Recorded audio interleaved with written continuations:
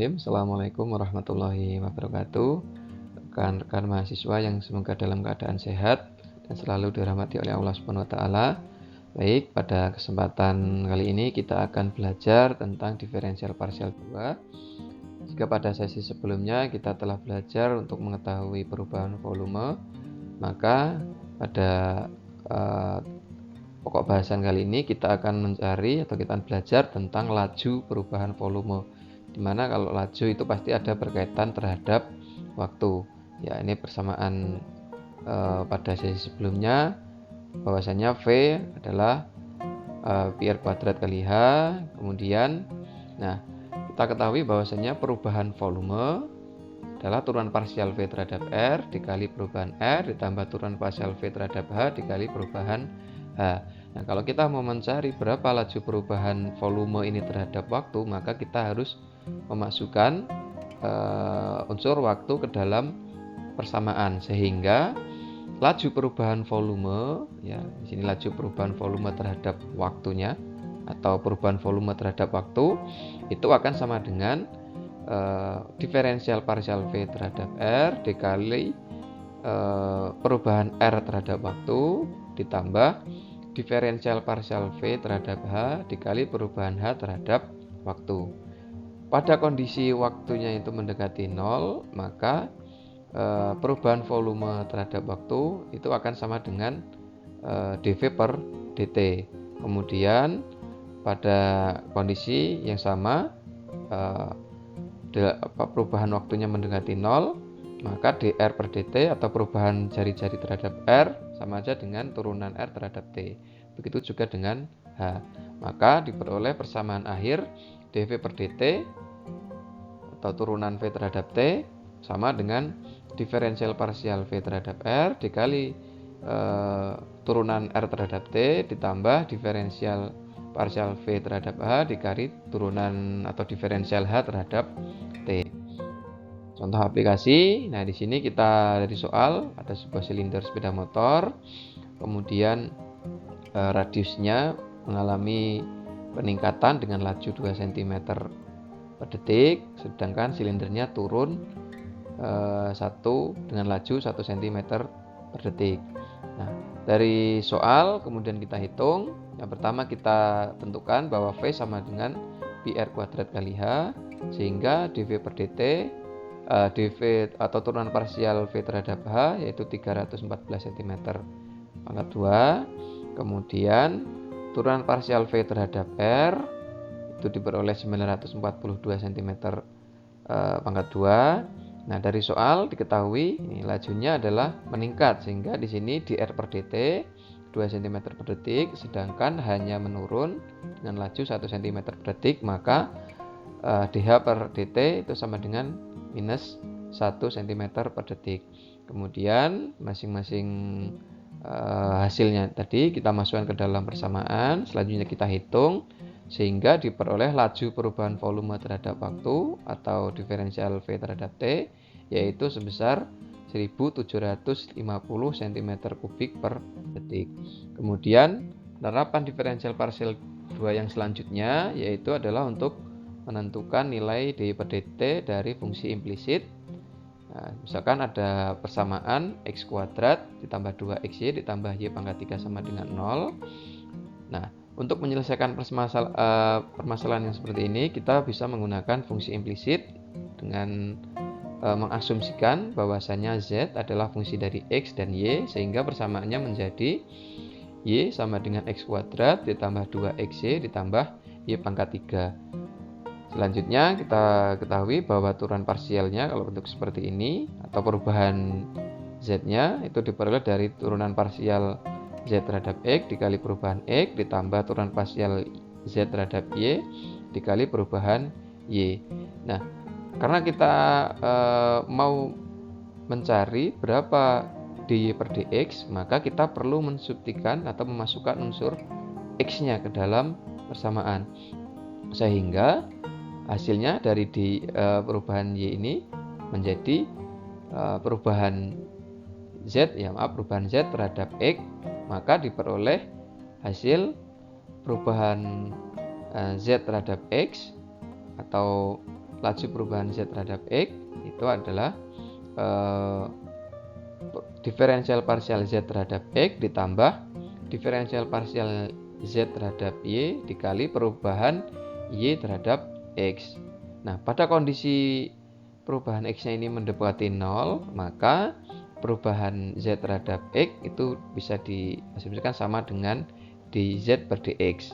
Begitu juga dengan perubahan Y terhadap X itu akan sama dengan dy per dx. Sehingga dy per dx ya, dy per dx akan sama dengan dz per dx akan sama dengan turunan parsial Z terhadap X ditambah turunan parsial Z terhadap Y dikali dengan turunan Y terhadap X.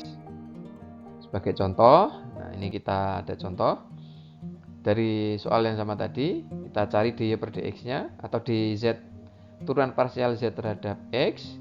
Nah, dari sini kalau kita mau menurunkan turunan parsial dz-nya terhadap X, maka diperoleh 2X tambah 2Y. Kemudian turunan parsial Z terhadap Y, maka diperoleh 2X tambah 3Y. Selanjutnya kita masukkan ke dalam persamaan. Nah, kita ketahui bahwasannya Z tadi adalah konstanta, di mana konstantanya adalah 0, sehingga dz per dx sama dengan 0, maka persamaannya akan menjadi dalam kurung 2X tambah 2Y tambah dalam kurung 2X tambah 3Y pangkat 2 tutup kurung dx. Nah, yang akan kita cari adalah dy per dx, sehingga diperoleh dy per dx itu sama dengan minus dalam kurung 2X tambah 2Y tutup kurung dibagi 2X tambah 3Y pangkat 2. Nah, ini kalau kita menyelesaikan permasalahan yang seperti ini menggunakan diferensial parsial 2 dengan fungsi implisit.